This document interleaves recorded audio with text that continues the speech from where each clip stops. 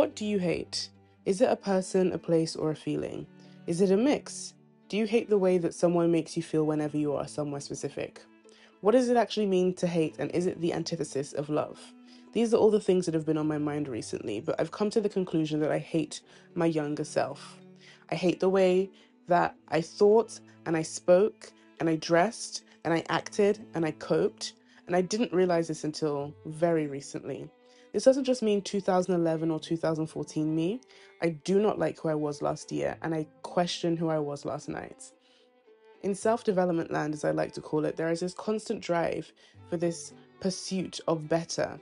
And I remember reading my first self-help book back in 2015, so I can say I'm a veteran in this community, and I've fallen into the trap of constantly climbing a ladder that has no end. Overthinking and overanalyzing is the reason I'm getting a healthier relationship with food.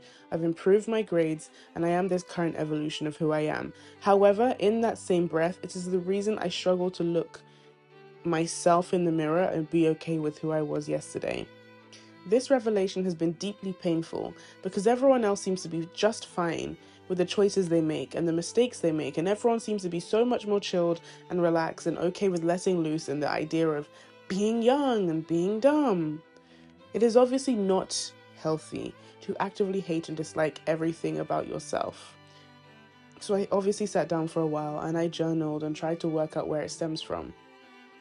In reflection, growing up in environments where I was hyper visual, for obvious reasons, means that I was hyper focused and led to hyper criticism. And in a subconscious defense mechanism, I've now transferred it to the point where I critique and dissect myself and I hold myself apart before anyone else can, so that when people try to insult me with words, I'm one step ahead of them and I've already crucified myself again and again and again in self-flagellation. This is obviously not a coping mechanism that I would recommend. It's not healthy.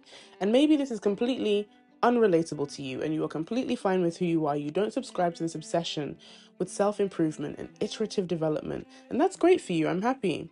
However, there is a slight chance that you are also obsessed with self-help and growing up and self-development and becoming a better version of yourself to your own detriment.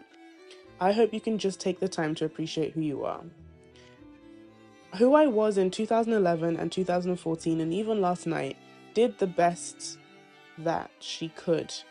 And if we start practicing radical self-compassion, we have to trust our previous selves enough to believe that if we knew better, we would have actually done better. If we had different resources, there would have been a different outcome. Radical self-compassion means that in the moment you are in, you are mindful. You are not over-analyzing everything that you are not, stressing about how you look and how others perceive you, because at the end of the day, it is entirely none of your business.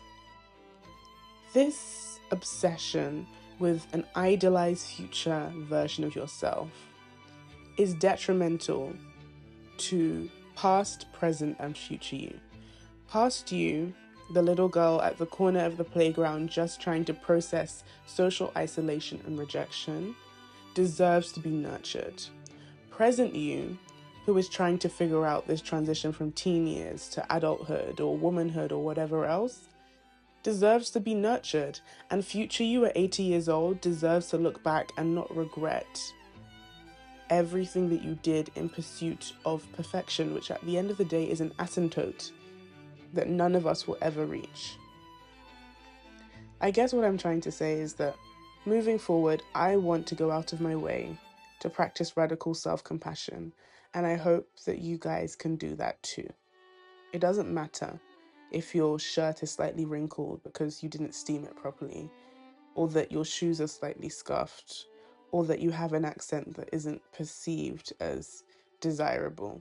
All of these little things that we try to manufacture don't make us happier. There's nothing wrong with wanting to improve who you are, but we have to do it healthily with radical self-compassion.